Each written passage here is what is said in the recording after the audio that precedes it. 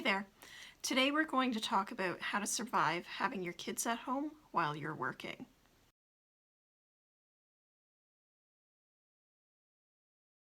The key to your sanity is their imagination. Get them engrossed in a project that they love, and they'll be happy working on that, and you can get some decent hours in.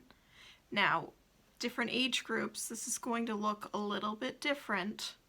You know, if you've got really young ones that are in pre-K or K and you need to have them closer to you, the way you work is going to look different than, say, a child in middle school or above that. There's different self-sufficiency there.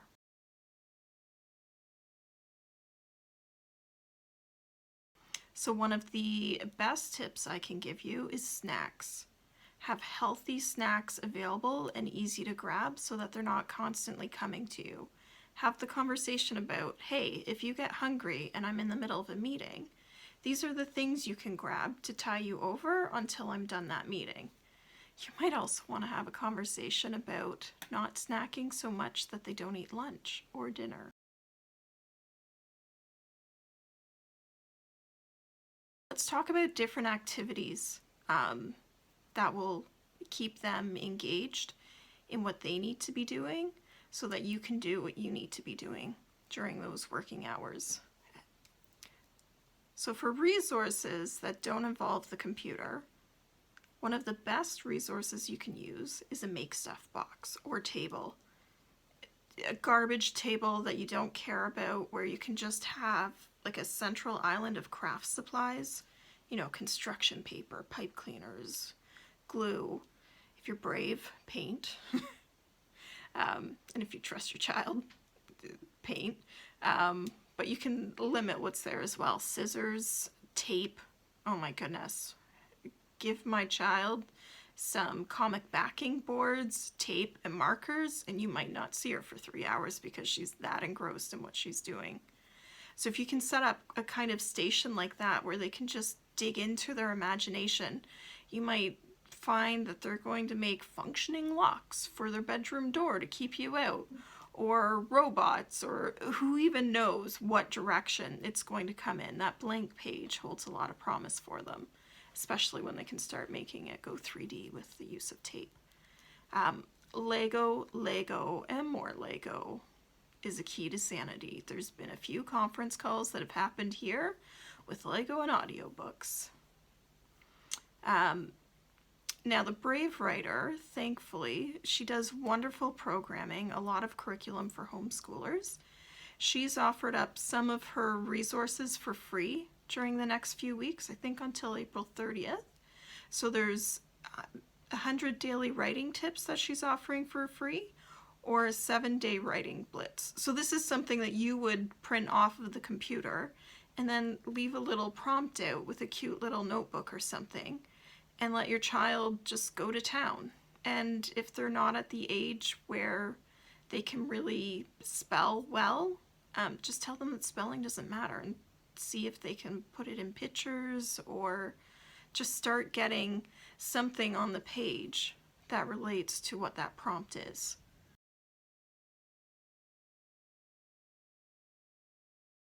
And I'll have links to these resources on my blog page. Now let's talk about some of the great digital resources that are out there, because your kid's probably going to want to be on the computer a bit.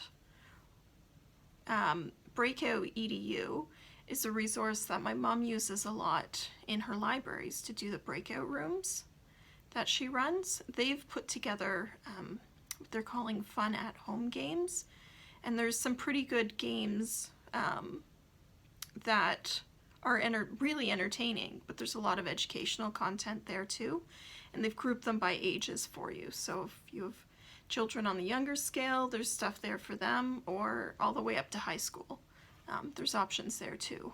Scribed is something that we use a lot. It's unlimited audiobooks, ebooks, and sheet music. There's a few other things there too, but that's what we're using it for.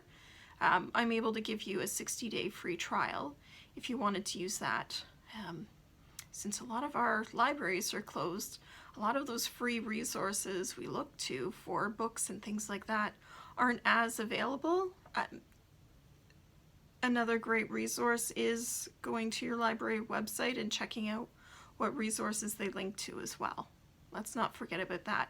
But if you need a lot of ebook content or audiobook content for your child, if they're just happy to listen to a story and work on Lego and that'll keep them engrossed, you can set up a free trial with Scribd and do that.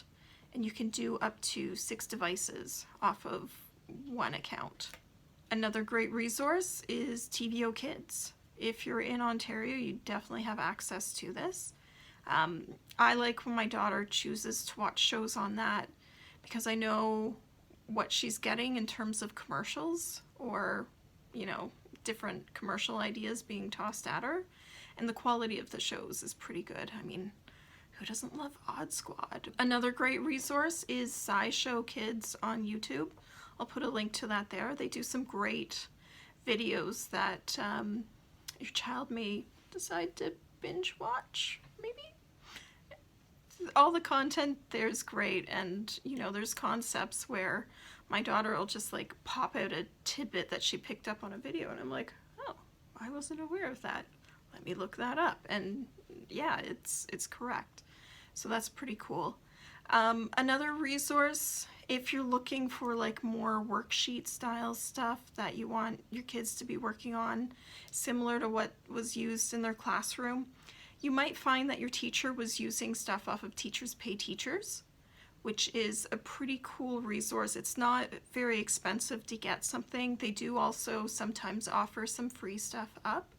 So you can get different worksheets and things that are related to what your child should be working on that you can look up and just download and print.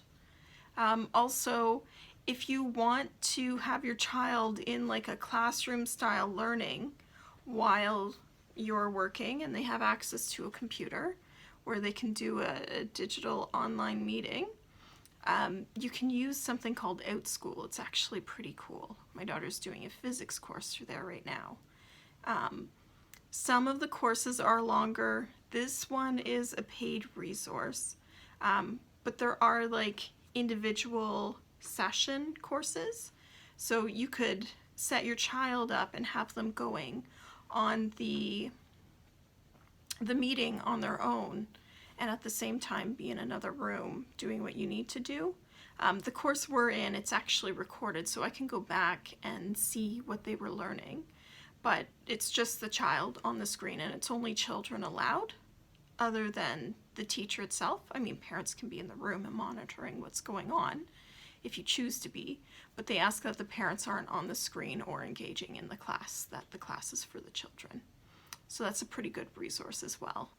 Scholastic is doing Learn at Home. It's 5 days of project ideas, and it's for a couple different age groups. So you have your pre-K and kindergarten, and there's 5 projects there for that. You have grades 1 and 2, then you have grades 3 to 5, and then grades 6 plus.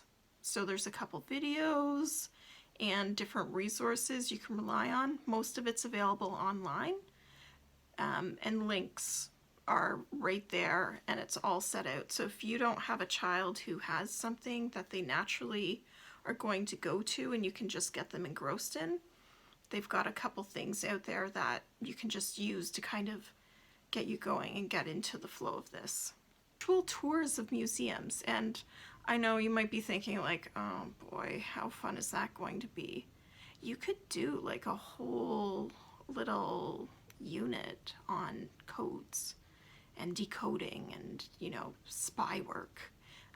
The British Museum in London, you can actually do a tour of the Rosetta Stone, which is a really cool piece to tie into spycraft and decoding, which would be so fun for a lot of ages.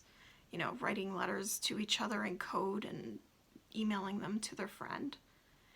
Another digital resource that can really be a lifesaver, especially if you have a meeting at a specific time, FaceTime. If you are an Apple product user, and for you Android users, I'm sorry, I'm not really sure what you're using because my aging parents and parents-in-law, they're using FaceTime with my daughter. So if they're missing my daughter and they want to see her, they get on FaceTime. And when my daughter was younger and I just needed like a 15-minute break, but she needed a little bit of interaction and chatting and whatnot, I'd get my mom on FaceTime and hand the iPad over to my daughter, and they'd go off and have a chat.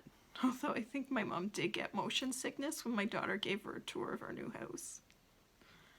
So those are some resources that are out there to help you.